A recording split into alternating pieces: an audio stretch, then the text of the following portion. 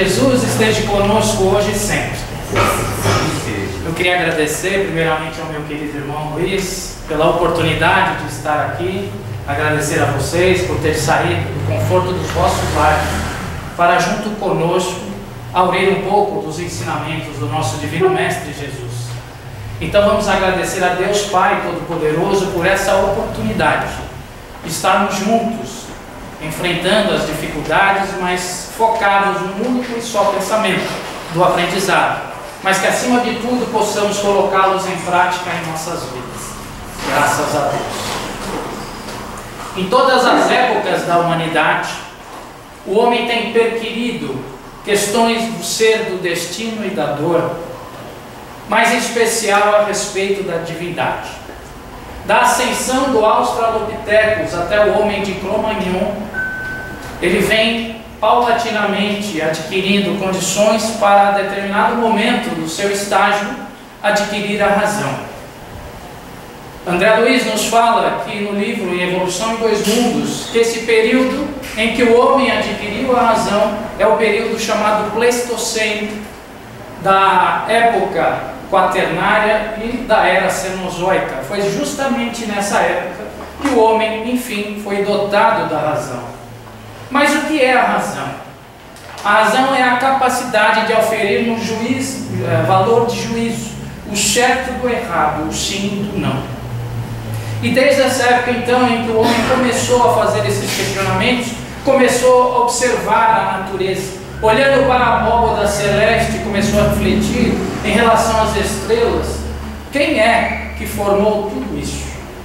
Mas naquele momento ainda, incipiente dos seus aprendizados, começou também a observar fenômenos como os trovões, os raios, as tempestades, e temendo todo esse contexto, começou de alguma forma a acreditar que tudo isso era feito por deuses.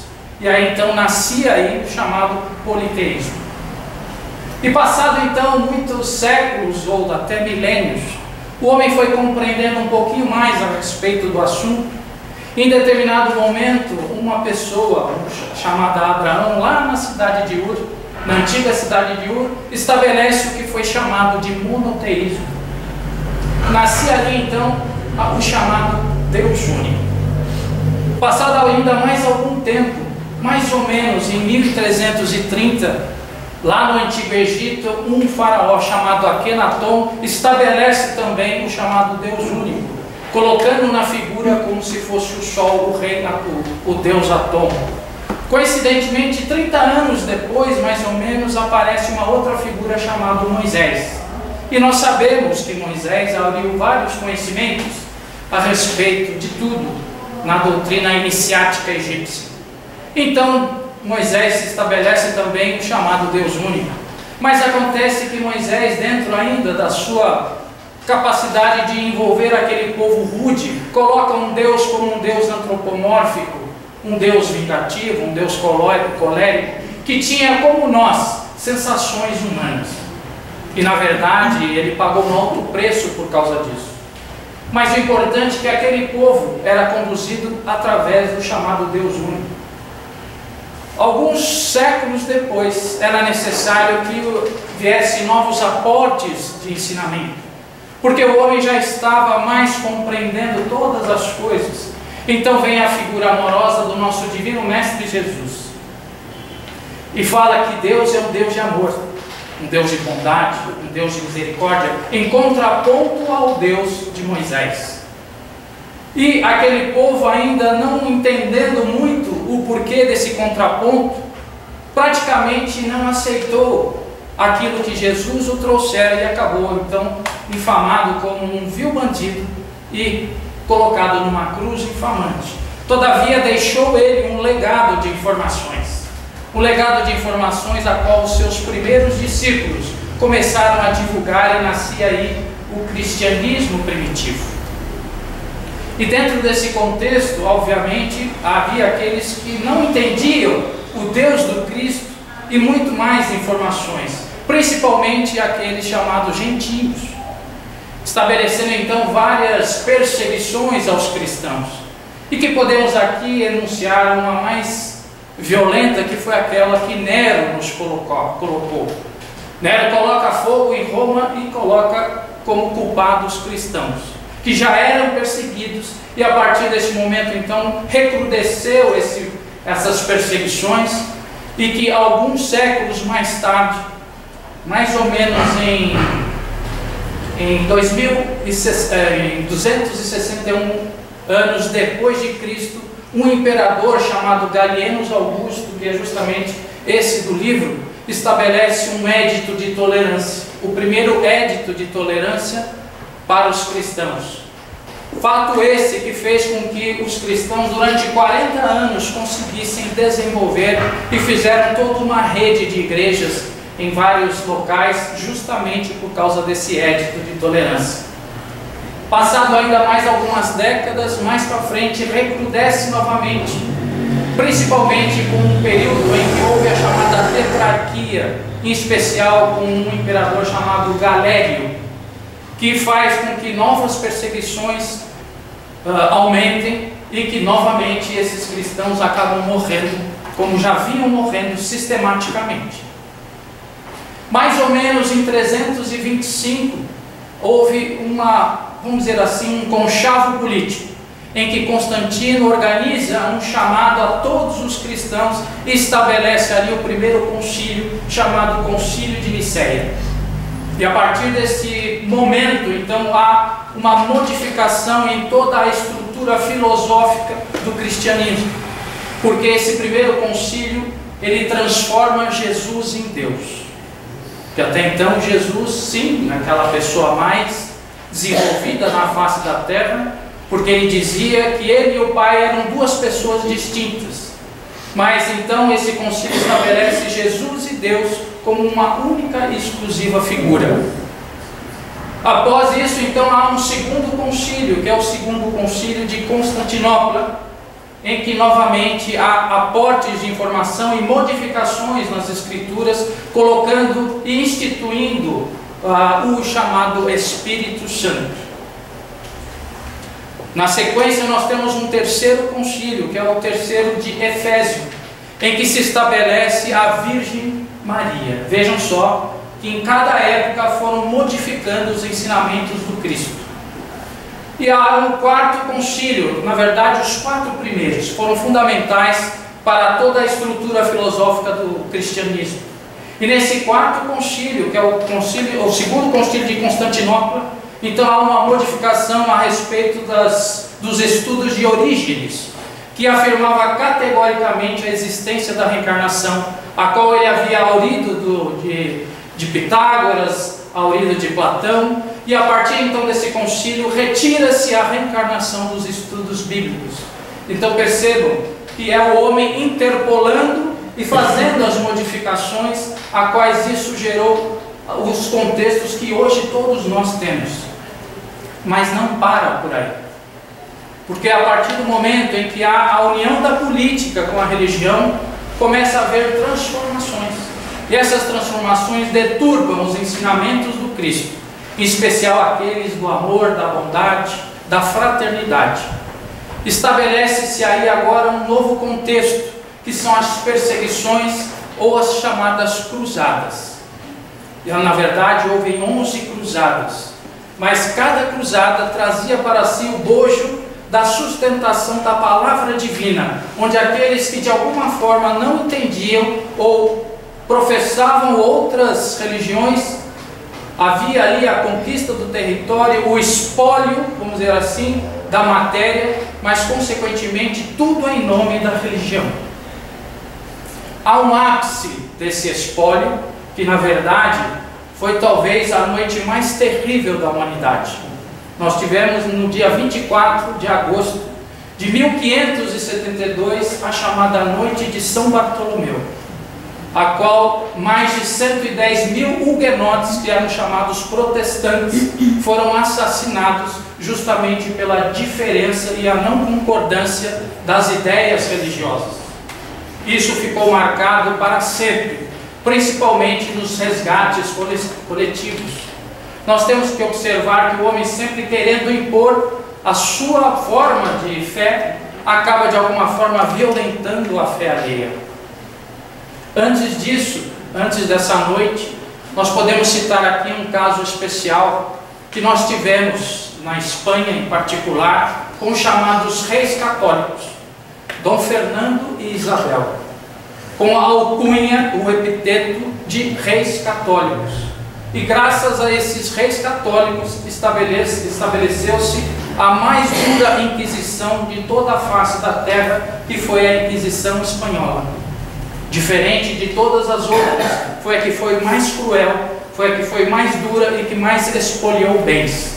Tudo em nome da divindade. Mas era necessário então que houvesse, por parte da espiritualidade, novas informações, novos contextos, novos ideais, porque entrávamos todos nós numa época chamada obscurantismo, onde imperava a força da igreja como força de lei. Para vocês terem uma ideia, o Tribunal da Inquisição tinha força de polícia. Podia ele entrar em qualquer lar sem nenhum tipo de mandato especial e fazer com que naquele momento, conforme o humor daquele que estava ali encetando o poder confiscar os bens daquela pessoa e poder enclausular como se fosse um herege ou outro bandido qualquer. E aí então estabelece-se o chamado poder canônico, em que quem se estabelecia todas as regras eram os religiosos, não separando com o poder político, porque havia por parte dos reis e dos monarcas um conchavo com a igreja, onde a igreja muitas vezes fazia as chamadas reuniões alcoviteiras, onde a união de determinado monarca com determinado monarca faziam então as uniões de reinos. Isso sempre com apoio e o amparo da religião. Mas como o plano espiritual está sempre por trás, observando todas as coisas, era chegada a hora da modificação desse contexto, e Jesus sabia muito bem disso, porque diz ele em João que ainda não estávamos preparados para esses ensinamentos e que de alguma forma nós iríamos os esquecê-los, mas que ele mandaria o Consolador prometido e voltaria com novas informações e relembraria aquelas que haviam sido esquecidas.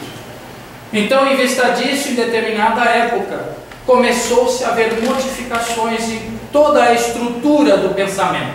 Nascia então o chamado iluminismo.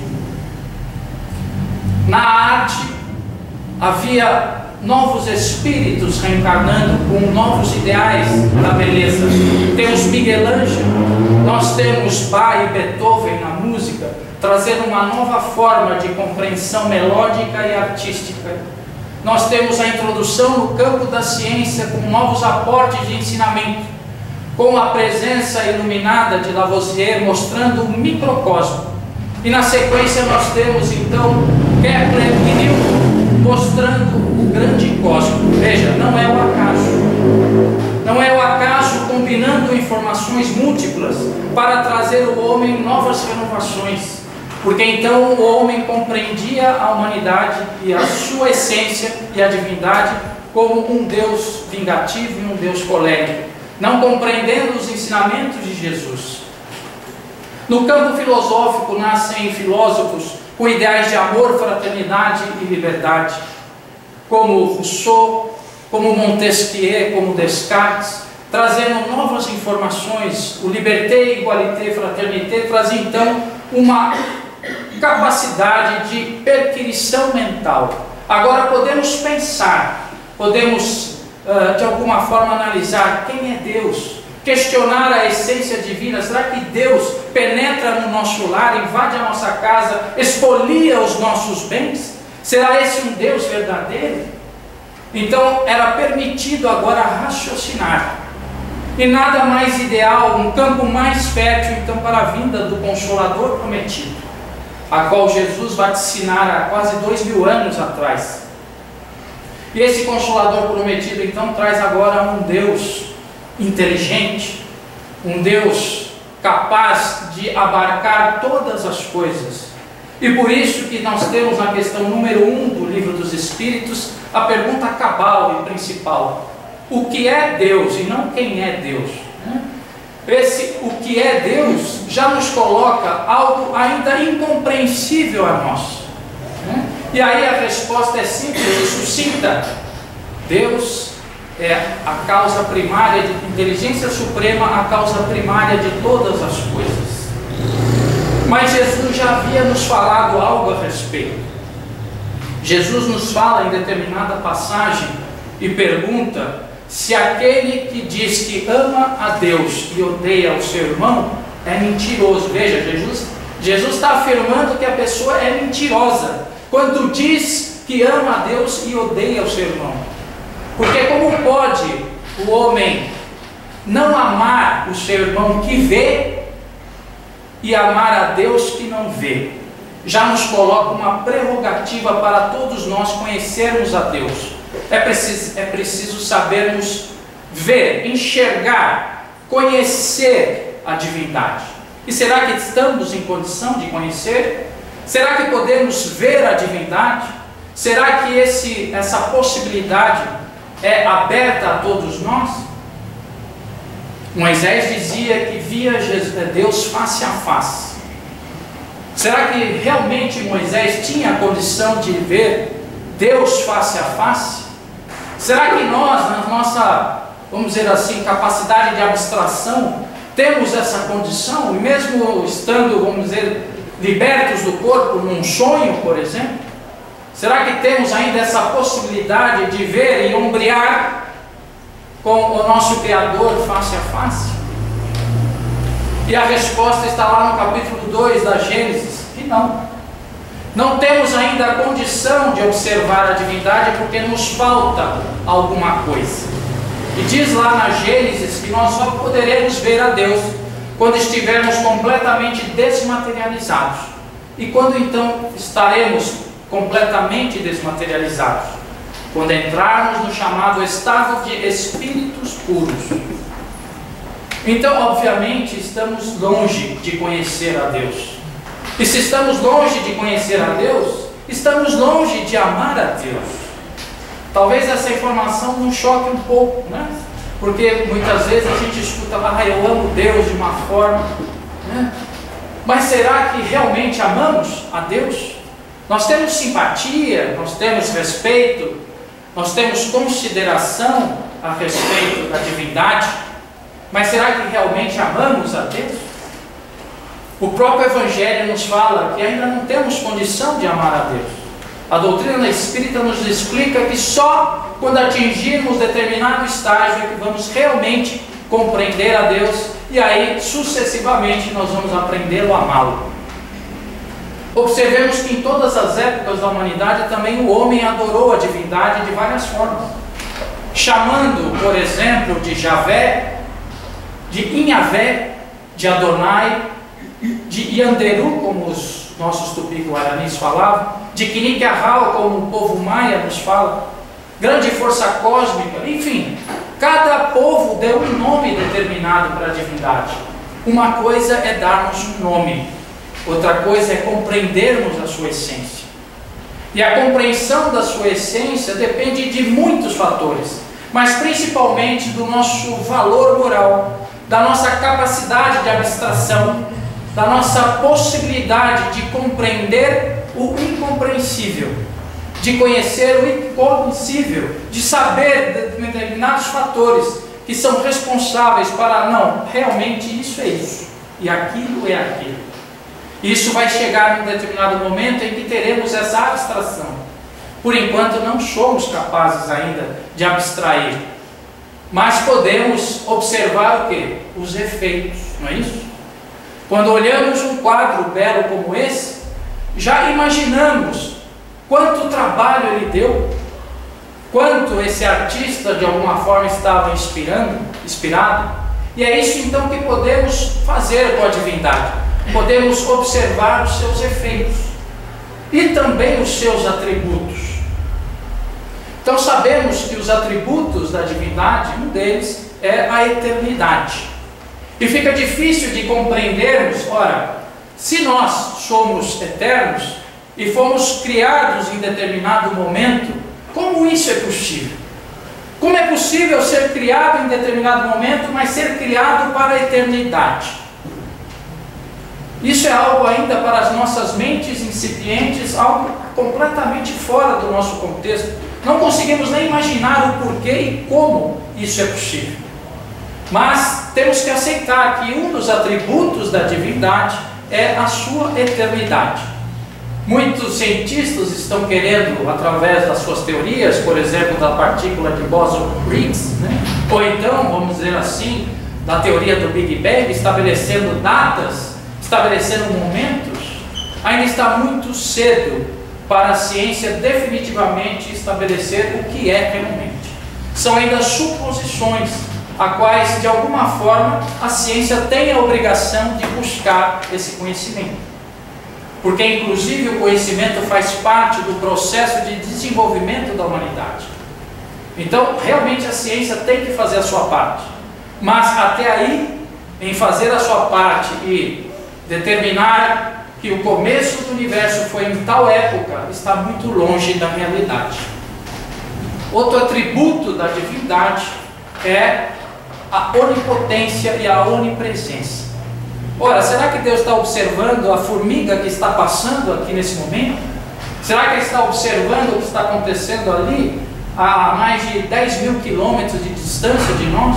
Como isso é possível? Como é possível Deus estar presente em todas as coisas? A doutrina espírita já nos fala que há dois princípios no universo. Um princípio inteligente e um princípio material. E do princípio material há o que é chamado de fluido cósmico universal, que é a matéria primária de todas as coisas. Tudo que é material deriva desse princípio. Tudo que existe no campo da matéria, de alguma forma, sofreu uma modificação dessa matéria primária. E se tudo é formado por essa matéria primária, nesse momento estamos aqui a respirar o ar. O nosso corpo possui partículas. Tudo que está à nossa volta é composto dessa matéria. Então, obviamente, que essa matéria é a matéria divina. Então, nesse contexto, Deus está em todas as coisas. Deus está no ar que respiramos, nos alimentos que comemos, nas roupas que vestimos, enfim, em toda a matéria que existe. Então, nesse contexto, compreendemos a chamada onipresença e onipotência. O outro atributo da divindade é a bondade e a misericórdia. Como compreender que em determinado momento haja assassinatos, hajam crimes hediondos, haja uma violência exacerbada? Onde está Deus nesse momento? Se Deus é todo bondade, é misericórdia. Deus institui as suas leis imutáveis, que também é um outro atributo da divindade, a sua imutabilidade. E se Ele estabelece essas leis, Ele quer que os seus filhos cumpram essas leis em todo o seu contexto, em especial a chamada lei de causa e efeito. Se nós temos as nossas decisões baseadas na chamada lei do livre-arbítrio, consequentemente, então, estamos nos enquadrando dentro da lei divina, que é a lei de causa e efeito. Portanto, Deus estabelece todas as leis e nos coloca para trabalharmos as nossas decisões. Em vista disso, veja, estamos sempre recalcitrando em cima das leis divinas. Estamos sempre, de alguma forma, trabalhando em círculos, às vezes círculos fechados, às vezes círculos abertos. E aí, então, mais uma vez, observamos a bondade e a misericórdia divina, porque dá a Ele a oportunidade de nós crescermos com as nossas próprias mãos, com as nossas próprias vontades, o nosso próprio querer. Não há algo melhor do que isso? Em que todo o mérito nosso está depositado em nossas próprias mãos? Se muitas vezes recebemos doações, heranças ou coisas que fogem, vamos dizer assim, às nossas forças, o nosso esforço, às vezes não damos o determinado valor para isso. E lá na frente perdemos ou deixamos de lado. Mas quando conquistamos com o próprio mérito, com o próprio esforço, com o próprio suor dos nossos rostos, então damos o real valor para as coisas. E é isso então que Deus nos permitiu, conquistar a perfeição com as nossas próprias mãos, do átomo ao arcanjo, Estamos num processo ad eternum, ad infinitum, prosseguindo sempre avante, através dos nossos atos e das nossas decisões, e que começou lá no período quaternário da era cenozoica, em que fomos dotados do livre-arbítrio. Nesse exato momento começamos as escolhas, começamos os nossos passinhos. Muitas vezes erramos, muitas vezes escolhemos mal, mas novamente Deus nos permite recambiar essas escolhas através desse processo maravilhoso chamado reencarnação, que também é conhecido a priscas eras, a chamada palingenesia, a qual já na época dos antigos egípcios já se falava, Hermes Trismegisto já se falava, até, vamos dizer assim, na antiga China se falava, Confúcio se falou disso, Lao Tse se falou disso, e tantos outros, vamos dizer assim, grandes iluminados da história falavam da reencarnação. Então vejam, Deus nos dando oportunidades através da nossa própria condição de escolha de irmos crescendo. E cada vez que vamos crescendo, vamos compreendendo melhor a essência divina. A cada passo que eu dou na chamada escada de Jacó, a cada degrauzinho que eu vou pulando, vou começando a observar melhor a causa primária de todas as coisas, essa inteligência suprema. E vamos nos admirando, vamos dizer assim, com a capacidade desse Criador. E muitas vezes nós temos a nossa fé vacilante. Muitas vezes deixamos de acreditar nessa força maior que tem e que está por trás de todas as coisas. Isso também faz parte desse processo de aprendizado. Porque o processo de aprendizado colocado por nós visa única e exclusivamente a nossa autossuperação. Na medida em que determinadas fases da minha vida, determinados dias do meu viver, eu passo por dificuldades, eu passo por crises, doenças e assim sucessivamente, algo mexe com a essência divina que há dentro de mim, e eu paro para pensar, eu paro para refletir o que eu estou fazendo de certo, o que eu estou fazendo de errado. E se não houvesse esses interregnos por parte das nossas dificuldades, quem sabe a gente não parasse para refletir e perpetuasse eternamente nos chamados erros. Então vejam, mais uma vez é a misericórdia divina trabalhando em nós, através das próprias leis. Então quando eu choro lá no meu quarto, quando eu tenho dores em que as pessoas não sabem, em que de alguma forma eu absorvo isso, reflito sobre isso e começo a mudar determinados parâmetros do meu pensar, eu estou entrando, vamos dizer assim, num novo processo de renovação. A própria ciência nos fala que nos renovamos a cada 7 anos, em que as células do nosso corpo praticamente mudam completamente, quase todas, nem todas. Diariamente nós temos a perda de cabelos, não é verdade? Nós temos as células epiteliais que saem do nosso corpo. Veja, estamos todos os dias nos renovando, pelo menos materialmente. Mas espiritualmente é necessário de vez em quando que tomemos algumas pauladas da vida para catapultar o nosso espírito ainda indolente, ainda muitas vezes leso e tardo na modificação que precisamos modificar. Então, mais uma vez, é a misericórdia divina agindo dentro de nós, fazendo com que de algum momento do nosso viver pensa, reflete, muda, e aí sim, então nós seguimos um novo passo, um novo caminho. E aí vamos compreendendo que nada é o acaso. Não existe o chamado acaso, aquele maktub que se fala, não existe. O que existe é esforço, o que existe é trabalho, o que existe é suor. E dentro desse contexto, quem faz isso somos nós. Somos nós, através do nosso esforço, é que vamos, de alguma forma, movimentando essas forças interiores. E Deus está presente nesses momentos. E em todos os momentos do nosso viver. Como aquele poema das pegadas na areia, né? Que justamente naquele momento mais difícil ele olha para trás e vê só uma pegada. aliás, um par de pegado, né? E fica chateado, né? Porque no momento mais difícil Deus o havia abandonado. Então ele fala: não, meu irmão, é essa hora que eu te peguei e te carreguei no colo.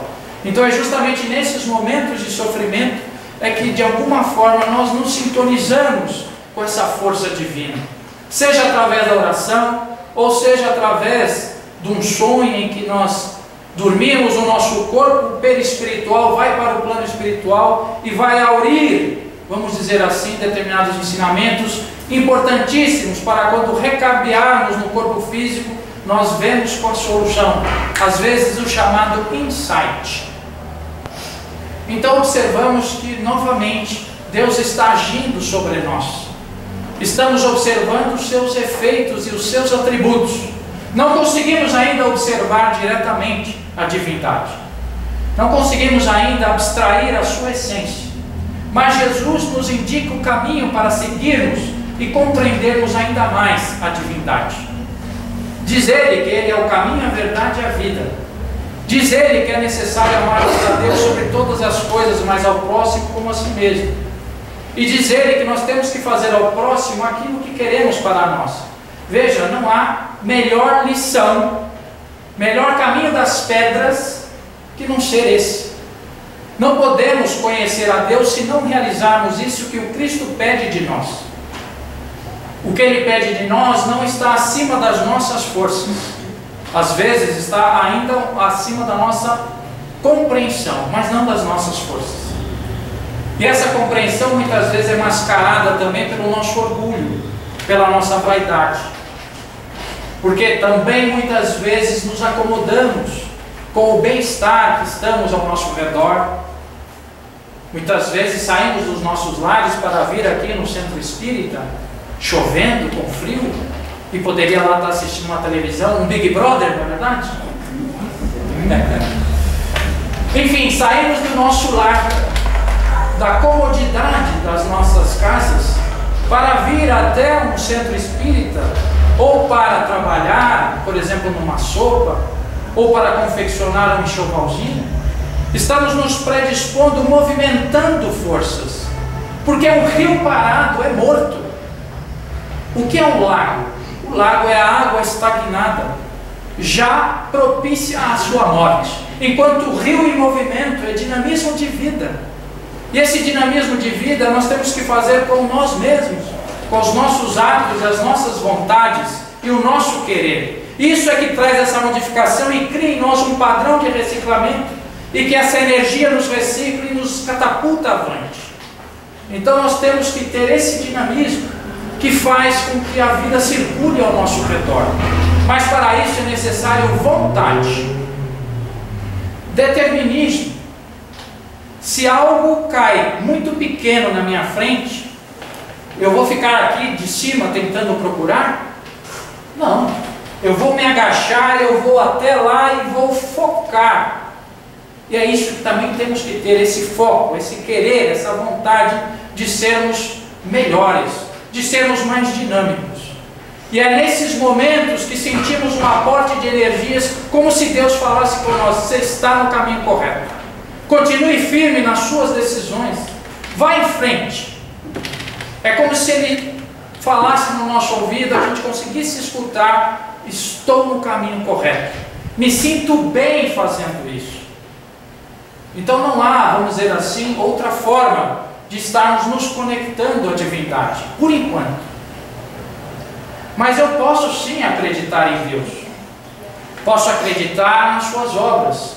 Porque nesse momento aqui, todos nós estamos a 110 mil quilômetros por hora. Alguém está percebendo isso?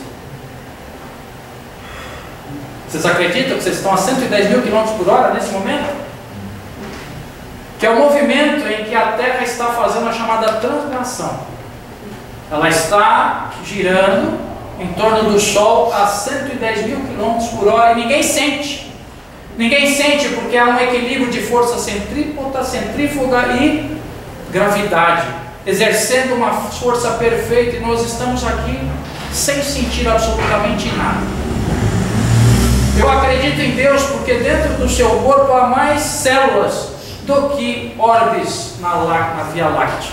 Há pelo menos 100 trilhões de corpúsculos em nosso corpo, quanto 200 bilhões de orbes na Via Láctea, que é uma nesga do universo, porque os estudos mais recentes da astrofísica nos falam que há pelo menos 200 trilhões, veja o nome, 200 trilhões de galáxias no universo, e nós somos 200 bilhões, uma galáxiazinha pequena.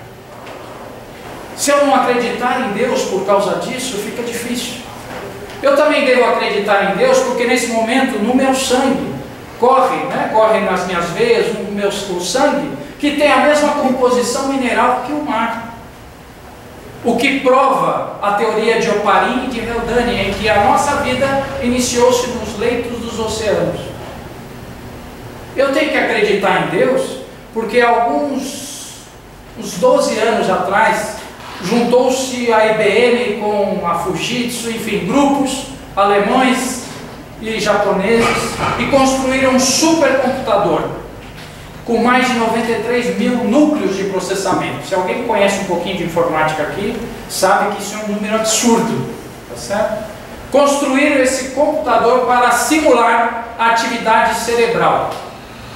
Eles levaram 40 minutos para simular a atividade cerebral que o cérebro faz em 1 segundo. Então veja,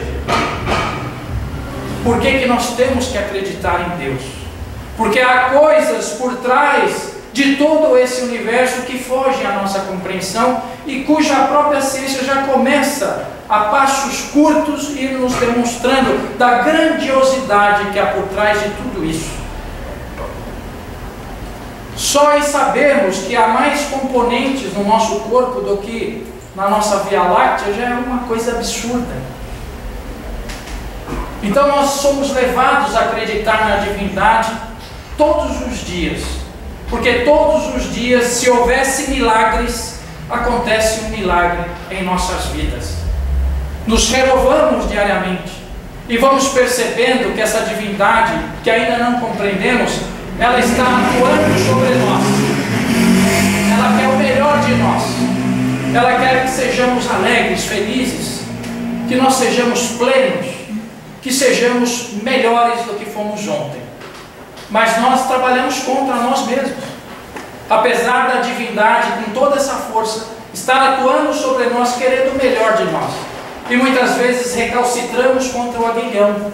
Muitas vezes nós vilipendiamos a nós mesmos. Não nos damos o devido valor, não nos amamos, não compreendemos o que está à nossa volta e não percebemos que o mundo conspira ao nosso favor. O mundo quer que nós sejamos melhores, mas nós, volta e meia, somos derrotistas, somos pessimistas. Nós, de alguma forma, estamos não observando que cada vez mais as coisas estão melhorando. Se observarmos há décadas atrás, uma gripinha matava e dizimava milhões de pessoas. Hoje estamos já desesperados por causa do chamado coronavírus. E que perdemos às vezes a razão, não compreendendo que tudo esse processo está inserido dentro da lei de causa e efeito. Não se aparece um vírus ou acaso. Não há acasos, como já comentamos aqui. Devemos ter, sim, as nossas devidas cautelas, higienizar as mãos, assim, mas não façamos isso um cavalo de batalha e não nos desesperemos. Confiemos na espiritualidade com o nosso pensamento sempre positivo, sempre observando lá no fim.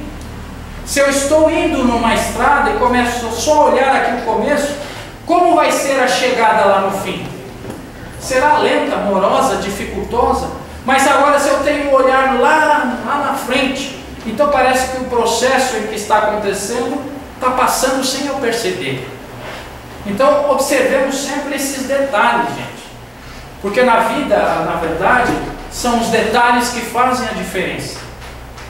Todos nós temos, de alguma forma, um caminho a seguir. Todos nós temos um objetivo a seguir.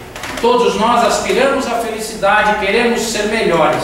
Mas a forma como isso vai acontecer, que são os detalhes da individualidade. E os detalhes da individualidade elas devem ser sempre baseadas naquilo que o Cristo nos ensinou. Porque se cada um fizer de um jeito, ficará muito difícil. Mas se cada um seguir o caminho das pedras a qual Jesus nos dera outrora, fica aí tudo mais fácil. Porque na verdade também, além de caminharmos individualmente, nós caminhamos coletivamente. Somos nesse momento um ser coletivo.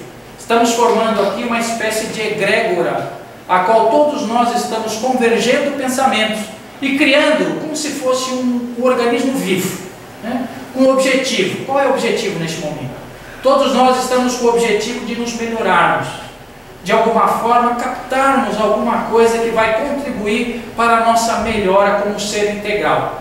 Esse objetivo coletivo, quando ele é multiplicado e sempre com um bem comum, então aí teremos atingido o chamado mundo regenerativo. O mundo regenerativo que o Espírito adora falar, que nós começamos, na verdade, e que realmente começamos, mas tudo depende de nós. E por isso que Jesus, até naquela passagem do chamado fim dos tempos, ele diz que nem ele sabe, mas só o Pai sabe. E sabe por que ele falou isso? Porque o futuro depende do presente. Mas isso é um jargão. Mas nós temos que compreender que o presente ele é feito do chamado livre-arbítrio. O que ele pensar, o que ele pensar, o que ela pensar, o que ela pensar, vai reunir informações que serão computadas, e o conjunto do computamento dessas informações, do livre-arbítrio de cada um, gerará um futuro. Qual é o computador mais capaz de reunir todos os livre-arbítrios de toda a humanidade e seguir e determinar vamos dizer assim, um denominador comum? Qual é esse computador? É a divindade, é Deus. Então o futuro ele só vai acontecer diante do nosso livre-arbítrio. E por isso que se vocês ouvirem alguma literatura, alguém vaticinando o futuro, fiquem atentos. Porque como Jesus falava, que só o Pai sabe o que vai acontecer. Em vista disso, então, vamos trabalhar o nosso livre-arbítrio para construir, neste momento, determinadas situações para nos favorecer lá avante. Porque o avante, feliz, ditoso, dependerá do esforço do agora, do chorar de lágrimas desse momento, do suor que correrá dos nossos corpos, do esforço de cada um de nós. O esforço em ter uma casa boa, o esforço em ter um carro do ano melhor, um esforço em ter a geladeira forrada, a despensa cheia de alimentos. Nós temos que ter sim um certo conforto, mas não é esse esforço. O esforço que nós temos que ter é em fazer a vida do nosso próximo melhor. Porque como Jesus dizia, né, nós temos que fazer ao próximo aquilo que a gente quer para nós. Tirando casos das patologias, dos masoquismos, todo mundo quer o bem para si, não é verdade? Se todo mundo quer o bem para si, então obviamente esse querer pessoal e intransferível tem que ser igual para esse cidadão, para todas as pessoas. Na prática, isso, vamos dizer assim, não é tão fácil. Na teoria está fácil, não é verdade? Todos nós aqui sabemos isso. Todos os palestrantes que vêm, falam, enfim, isso está mais do que compreendido. Então o problema não é teórico, gente. O problema não é filosófico. O problema é de ordem prática, é a ação, é o movimento, é o dinamismo, é o rio caudaloso correndo. É a energia sendo trabalhada. E para isso depende exclusivamente de nós. Sentados numa cadeira, numa poltrona, não dá. Então temos que de alguma forma nos movimentarmos.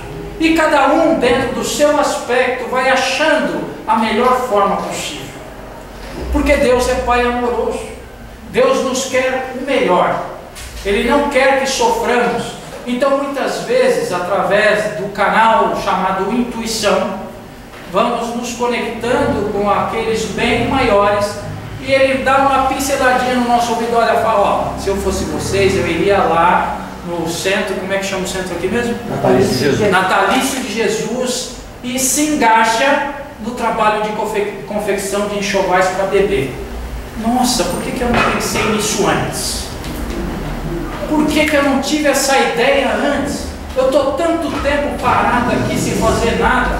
Pô, eu tenho aí, quantas vezes por semana? No trabalho? O trabalho de confecção. A confecção é todas as quarta-feiras. Então, por que toda quarta-feira eu posso vir? 1 hora, 2 horas, né? Que seja o trabalho. Eu posso sair da minha casa e vir fazer um enxovalzinho para um bebê, para uma mãe que vai ficar radiante de alegria, porque ela não tinha condições. Só esse radiante de alegria já são aportes de energia que chegam para nós sem a gente perceber. Veja, é Cristo trabalhando em nosso favor, sem nós, né, percebermos. É Deus agindo ali naquele momento para trazer para nós uma recompensa, entre aspas, pelo nosso bem-querer. Se eu faço isso 1 hora, 2 horas, 3 horas, 5 horas por semana, e vou aumentando, aumento mais os dias de semana, veja quanto vai me trazer de retorno. Então somos nós que temos que nos movimentar em busca dessas energias, e parado isso não acontece. Estava um ateu confesso, andando por um bosque maravilhoso, observando, né, os acasos da natureza. E esse ateu confesso tinha a fama de promulgar entre os amigos a sua incredulidade divina. Era conhecido por todos pelo seu ateísmo. E naquela manhã maravilhosa de sol, estava ele passeando pelo bosque, escutava os cantos maviosos dos pássaros, o farfalhar das flores e das folhas, com aquele vento pitoresco, observava aquele rio caudaloso de águas límpidas passando ao seu redor e se sentia pleno naquele espetáculo ao acaso. Determinado momento ele percebe um farfalhar mais grosseiro nos arbustos atrás, e na hora que ele para olhar, ele observa um urso pardo gigante saindo daqueles arbustos e começando a correr em sua direção. E aí, pernas para que te quero. Começou ele a correr desesperadamente, e vocês sabem que o urso corre muito, não é verdade? E não adianta correr de urso, mas ele não sabia. E continuou a sua corrida, e as pernas já encostavam nas nádegas, ele ia olhando para trás, e cada vez o urso se aproximando mais dele. Em determinado momento, na hora que ele olha para trás, ele já vê o urso já nas suas costas, e tropeça e cai. Na hora que ele tropeça e cai, o urso já vem e já joga as 2 patas no peito dele. E aí já abre aquela boca, e naquele momento ele grita: "Ai meu Deus, me ajuda!"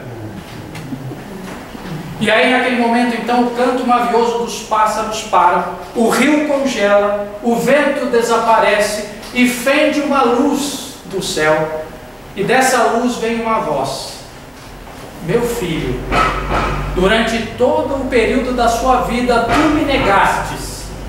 Agora, nesse momento mais importante, tu queres a minha ajuda?"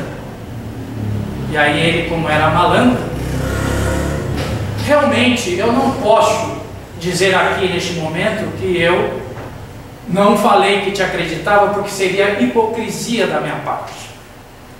Mas se tu puderes fazer esse urso cristão, eu lhe agradeço. E aí então aquela voz disse: "Muito bem, meu filho, que seja feita a sua vontade." Aquela luz desaparece, o rio começa a correr, os pássaros começam a cantar, e aí na hora que aquela luz acaba, ele observa, o urso está assim: "Obrigado, Jesus, por alimento dessa luz." Que a paz de Jesus esteja conosco agora e sempre.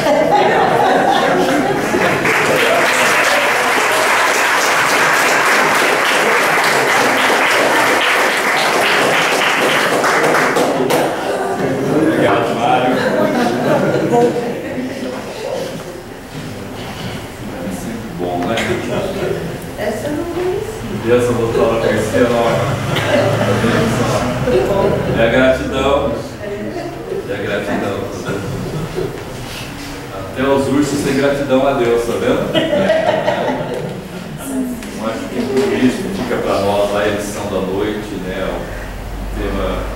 levou, né, fez uma caminhada na linha do tempo e nos trouxe uma compreensão tranquila da divindade de Deus. Jesus nos coloca, Deus é Pai, que nos importa, né?